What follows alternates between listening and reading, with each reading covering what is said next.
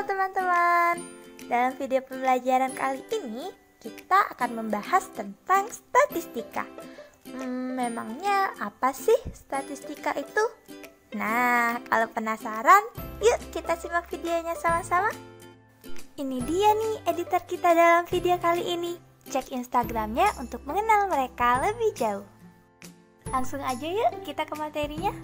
Pengertian dari statistika sendiri yaitu merupakan ilmu yang mempelajari semua hal tentang data, mulai dari pengumpulan data, penyajian, analisis, hingga terbentuknya suatu kesimpulan dari data tersebut. Statistika terdiri dari dua, yaitu penyajian data dan pengolahan data. Untuk penyajian data ada 4. Yang pertama ada tabel, kedua diagram batang, ketiga diagram garis, dan yang keempat diagram lingkaran. Pertama kita bahas tabel dulu ya. Bentuk kotak yang ada pada tabel itu disebut sel. Nah, garis yang membatasi sel namanya border. Lalu untuk sel yang memanjang ke samping dinamakan baris. Sedangkan sel yang memanjang ke bawah dinamakan kolom. Ingat baik-baik ya. Misalkan kita memiliki data tinggi badan siswa kelas A dalam satuan cm. Nah, kita bisa membuat tabel dengan dua kolom. Yang pertama untuk kolom nilai dan yang kedua untuk kolom frekuensi. Lalu kita masukkan data yang kita punya ke dalam tabel tersebut. Angka 152 di sini ada 3. Maka kita tulis 152 pada kolom nilai dan angka 3 pada kolom frekuensi. Lalu untuk angka 153 di sini ada 1. Jadi kita tulis 1 di kolom frekuensi. Begitu selanjutnya sampai data selesai dimasukkan. Diagram batang. Yang kedua ada diagram batang. Cara untuk membuat diagram batang cukup mudah. Pertama, kita buat dulu garis tegak lurusnya. Untuk garis vertikal, ini untuk data frekuensi. Nah, sedangkan untuk garis horizontal, ini untuk data nilai. Lalu, kita masukkan data yang kita punya ke dalam diagram. Nilai 152 ada 3, artinya kita letakkan angka 152 di garis nilai, lalu kita gambar batang setinggi 3 frekuensi. Nah, selanjutnya untuk nilai 153 ada 1. Artinya, kita letakkan angka 153 di garis nilai, lalu kita menggambar batang setinggi 1 frekuensi. Begitu selanjutnya hingga data selesai dimasukkan. Diagram garis. Untuk membuat diagram garis, salah satu caranya yaitu dengan membayangkan gambar dari diagram batang. Kita bisa membuat titik tengah dari setiap batang yang ada. Kita buat titiknya di sini, lalu di sini, di sini, di sini, juga di sini. Dan yang terakhir, di sini. Langkah selanjutnya, kita buat garis untuk menghubungkan titik-titik yang ada. Garis ke sini, lalu ke sini. Kalian gambarnya harus pakai penggaris ya, agar lurus. Nah, jadi deh diagram garisnya. Mudah kan? Diagram lingkaran. Sebelum menggambar diagram lingkaran, terlebih dahulu kita cari nilai dari setiap sudut-sudutnya. Dengan rumus, nilai A sama dengan banyak A dibagi banyak seluruh data dikalikan dengan 360 derajat. Pertama, kita cari dulu nilai 152. Nilai 152 banyaknya ada 3, dibagi dengan banyak seluruh data yaitu 10, dikalikan dengan 360 derajat. Hasilnya yaitu 108 derajat.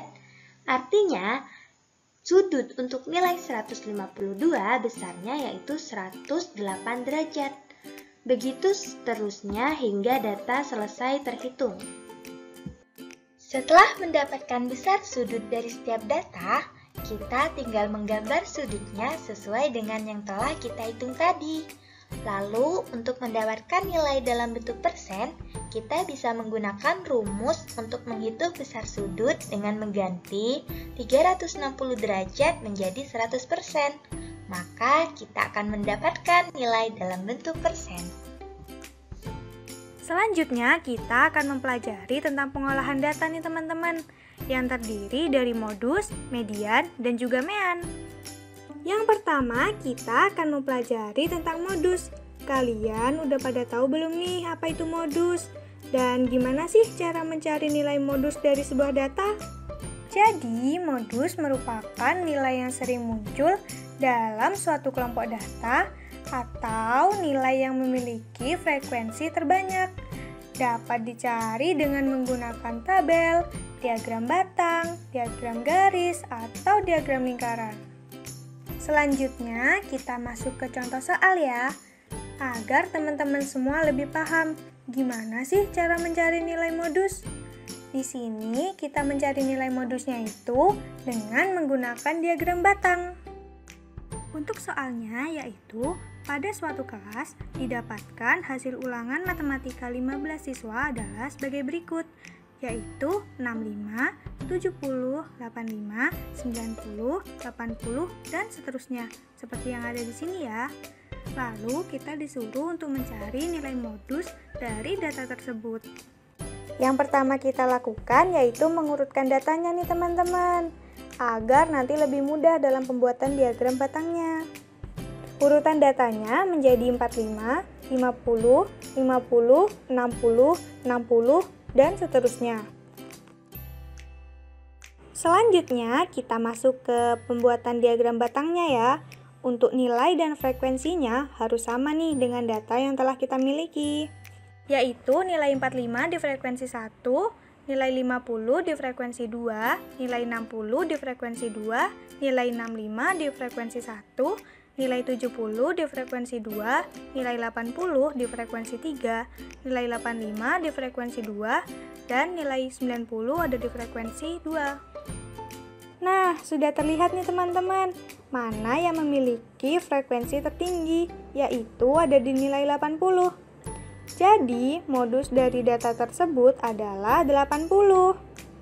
Selanjutnya, kita masuk ke median ya. Jadi, pengertian median adalah nilai tengah dari data yang telah diurutkan nih teman-teman. Lalu, bagaimana sih cara mencari nilai median? Ada dua cara nih teman-teman untuk menentukan nilai median pada data tunggal. Dan tentunya rumus yang digunakan juga berbeda.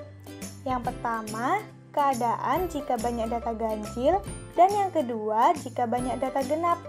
Yuk simak terus videonya buat tahu gimana sih rumusnya. Nah, kita masuk ke rumus pertama ya teman-teman, yaitu keadaan jika banyak data ganjil. Dengan rumus ME sama dengan X, buka kurung, N ditambah 1 dibagi 2, lalu tutup kurung, dengan keterangan ME adalah median, X adalah nilai data, dan N adalah jumlah data. Agar teman-teman semua lebih paham, kita masuk ke contoh soal ya. Pada suatu kelas, didapatkan hasil ulangan matematika 15 siswa adalah sebagai berikut, yaitu 65, 70, 85, 90, 80, dan seterusnya, seperti yang ada di soal ini ya. Lalu, kita disuruh mencari nilai median dari data tersebut. Karena banyak datanya ganjil, jadi kita menggunakan rumus median jika banyak data ganjil. Kalian masih ingat kan gimana rumusnya? Kalau udah lupa, bakal aku ingetin nih. Rumusnya yaitu ME sama dengan X, buka kurung, N ditambah 1 dibagi 2, lalu tutup kurung. Selanjutnya, kita substitusikan nilai N ke dalam rumus. Diketahui di soal, nilai N adalah 15. Sehingga rumusnya menjadi ME sama dengan X dikali, buka kurung, 15 ditambah 1 dibagi 2, lalu tutup kurung. Lalu kita jumlahkan 15 ditambah 1, hasilnya 16. sehingga rumusnya menjadi ME sama dengan X dikali buka kurung 16 dibagi 2. Lalu kita operasikan nih, 16 dibagi 2 hasilnya 8. Jadi hasil akhirnya ME sama dengan X8.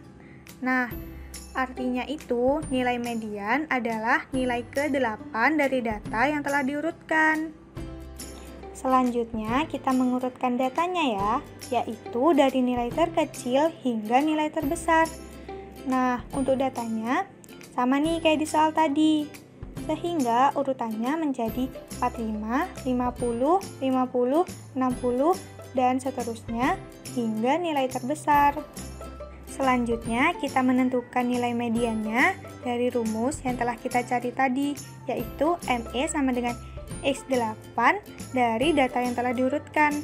Nah, jadi nilai 45 adalah data pertama, 50 data kedua, 50 data ketiga, dan seterusnya hingga 90 adalah data ke-15. Jadi diketahui nilai ke-8 dari data yang telah diurutkan adalah 70, sehingga nilai mediannya adalah 70. Yang kedua, keadaan jika banyak datanya genap. Dengan rumus ME sama dengan setengah buka kurung X dikali dalam kurung N dibagi 2 ditambah X dikali dalam kurung N dibagi 2 ditambah 1 lalu tutup kurung. Dengan keterangan ME adalah median, lalu X adalah nilai data, dan N adalah jumlah data. Selanjutnya kita masuk ke contoh soal untuk menentukan nilai median pada data genap. Soalnya yaitu pada suatu kelas didapatkan hasil ulangan matematika 10 siswa adalah sebagai berikut, yaitu 65, 70, 85, 90, dan seterusnya. Kayak di soal ya. Lalu kita disuruh untuk mencari nilai median dari data tersebut. Kita menggunakan rumus ME sama dengan setengah dikali X dikali N per 2 ditambah X dikali N per 2 ditambah 1. Lalu kita substitusikan nilai N yaitu 10 ke dalam rumus. Hasilnya yaitu ME sama dengan setengah dikali X dikali 10 per 2 ditambah X dikali 10 per 2 ditambah 1. Menjadi ME sama dengan setengah dikali X5 ditambah X dikali 5 ditambah 1. Hasilnya yaitu ME sama dengan setengah dikali X5 ditambah X6, yang artinya nilai median adalah setengah nilai ke-5 ditambah nilai ke-6 dari data yang telah diurutkan. Selanjutnya kita urutkan data dari nilai terkecil hingga terbesar dari data yang ada di soal tadi. Hasilnya yaitu 50, 60, 65, 70, dan seterusnya hingga 90. Nah, setelah diurutkan, diketahui bahwa 50 merupakan nilai data pertama, 60 nilai kedua, 65 nilai ketiga, 70 nilai keempat, 70 lagi nilai kelima, 80 nilai keenam, 80 lagi nilai ke-7, 80 nilai ke-8, 85 nilai ke-9, dan 90 nilai ke-10. Yang kita butuhkan adalah nilai ke-5 dan nilai ke-6 dari data yang telah diurutkan, yaitu 70 dan 80. Lalu kita substitusikan ke dalam rumus ME sama dengan setengah dikali X5 ditambah X6. Hasilnya yaitu ME sama dengan setengah dikali 70 ditambah 80. Jadinya ME sama dengan setengah dikali 150. Jadi didapat hasil mediannya yaitu 75. Selanjutnya kita akan membahas tentang mean. Sudah tahu belum apa sih mean itu? Jadi, mean itu adalah nilai rata-rata dari keseluruhan data yang didapat. Nilai rata-rata diperoleh dengan menjumlahkan seluruh nilai kemudian dibagi dengan banyaknya data. Dapat disimpulkan bahwasannya mean itu adalah nilai rata-rata. Bagaimana sih rumusan dari mean itu? Rata-rata sama dengan jumlah data dibagi dengan banyaknya data. kita langsung aja ke contoh soal. Pada contoh soal, diketahui bahwa pada suatu kelas didapatkan hasil ulangan matematika 15 siswa adalah sebagai berikut. Kemudian, mean dari data tersebut adalah, jadi kita disuruh mencari nilai rata-ratanya. Bagaimana cara kita mendapatkan nilai rata-ratanya? Jawab. Yang pertama, kita urutkan data yang sudah diperoleh menjadi dari nilai yang paling kecil sampai ke nilai yang paling besar. Setelah itu, kita jumlahkan semua data yang sudah kita peroleh. Kemudian yang ketiga, kita masukkan semua yang sudah kita ketahui ke rumusannya, yaitu rata-rata sama dengan jumlah data dibagi dengan banyaknya data, di mana jumlah data tadi kita sudah menemukan 1055 dibagi dengan banyaknya data. Sudah diketahui bahwa datanya terdapat 15 siswa, sehingga rata-rata sama dengan 70,3. Wah, gak kerasa nih udah ada di akhir video. Semoga video ini bermanfaat ya untuk kalian belajar. Kalau kalian suka videonya, klik tombol like, lalu berikan komentar kalian. Jangan lupa di subscribe ya. Terima kasih, bye-bye.